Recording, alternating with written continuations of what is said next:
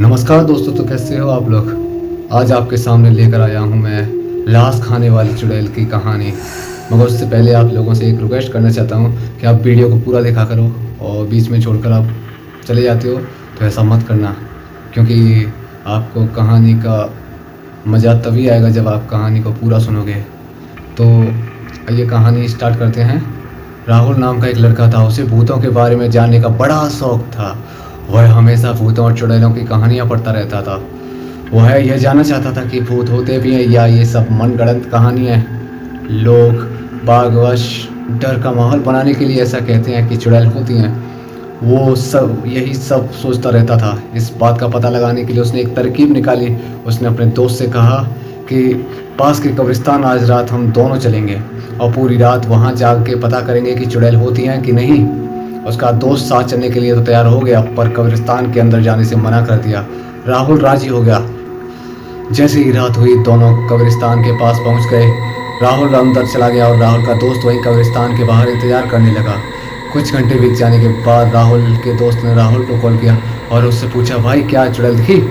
राहुल ने जवाब दिया नहीं। इस पर दोस्त ने राहुल को बोला, तू बाहर आ जा, घर चलते हैं, हम लोग मुझे बहुत नींद आ रही है। पर राहुल ने अपने दोस्त से कहा, तुझे नींद आ रही है तो बाहर ही सो जा। आज मुझे पूरी रात यहीं रुकना पड़ा तो भी मैं रुकूंगा। मुझे आज पता करना ही है कि चुड़ैल होती है कि नहीं, और जैसे ही मुझे चुड़ैल दिखाई देगी मैं भाग के तेरे पास आ जाऊंगा। इसके बाद राहुल का दोस्त कब्रिस्तान के बाहर ही सो गया और राहुल अंदर चुड़ैल का इंतजार करने लगा। काफ़ी समय चुड़ैल का इंतजार करने के बाद राहुल को नींद आने लगी और राहुल वहीं सो गया। अभी राहुल की नींद लगी ही थी कि उसे वहाँ पे फावड़े से ज़मीन खोदने की आवाज़ आने लगी। राहुल ने उठ के बैठ गया और उसने देखा कि एक सफ़ेद साड़ी पहनी हुई औरत फावड़े से एक कब्र खोद रही है। राहुल ध्यान से देखने लगा कि आखिर ये औरत कब्र क्यों खोद रही है। थोड़ी देर में उस औरत ने कब्र से एक लाश को बाहर निकाला और जंगली जानवरों की तरह आवाज़ करके उस लाश को नोच नोच के खाने लगी। इतना भयंकर नज़ारा देख के राहुल के हाथ पैर कांपने लगे। डर से पसीना पसीना हुआ। राहुल चुपचाप झाड़ियों में छुपा रहा और हनुमान चालीसा पढ़ता रहा। वो भगवान से बस यही मना रहा था कि हे भगवान, आज बचा लो, आज के बाद कभी कब्रिस्तान में नहीं आऊँगा। काफ़ी देर तक चुड़ैल ने उस मुर्दे को खाया और फिर बचे हुए आधे मुर्दे के शरीर को कल खाने के लिए उसे वापस कब्र में गाड़ने लगी। तभी राहुल के साथ एक हादसा हो गया। राहुल का दोस्त राहुल का हाल चाल पूछने के लिए राहुल को कॉल कर दिया। राहुल की कॉल की आवाज़ सुनते ही वो चुड़ैल राहुल की तरफ देखी। झाड़ियों में छुप होने के कारण राहुल ने सोचा चुड़ैल उसे देख नहीं पाएगी, पर ऐसा नहीं था। पलक झपकते ही वो चुड़ैल राहुल के सामने खड़ी हो गई।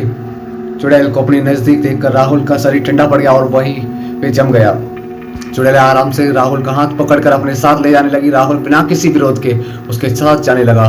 चुड़ैल आधी खाई हुई लाश को कब्र के बाहर निकाली और उस मुर्दे की जगह राहुल को कब्र में दफन करने के लिए कब्र खोदने लगी। तभी वापस से राहुल का कॉल आया। मोबाइल की रिंगटोन सुन के राहुल को होश आया और वो चिल्लाते हुए वहाँ से भागने लगा। राहुल जिधर भी भागता चुड़ैल उसके सामने खड़ी हुई मिलती और राहुल को उसकी मौत उसके सामने नजर आ रही थी। राहुल चिल्लाते हुए अपने दोस्त की तरफ भागा। तभी राहुल की आवाज़ सुन के उसका दोस्त कब्रिस्तान के अंदर आ गया और राहुल को देखा वो पागलों की तरह इधर उधर भाग रहा है।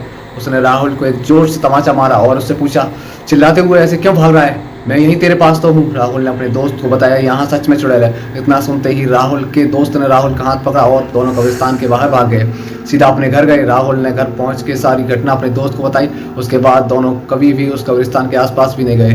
तो दोस्तों, ये थी हमारी खून खाने वाली चुड़ैल की कहानी। और अगर आपको कहानी अच्छी लगी हो तो वीडियो को लाइक करो, और आपको कहानी में कोई कमी दिखी हो या फिर आप सजेशन देना चाहते हो, आप अपनी कोई कहानी सुनना चाहते हो तो कमेंट करें और दोस्तों के साथ शेयर करें और हमारे चैनल को सब्सक्राइब करें और बेल आइकन को दबाएं, जिससे कि हमारी आने वाली वीडियो की नोटिफिकेशन तुरंत मिल सके। धन्यवाद। हाजिर होंगे एक और नई कहानी के साथ। तब तक के लिए नमस्कार।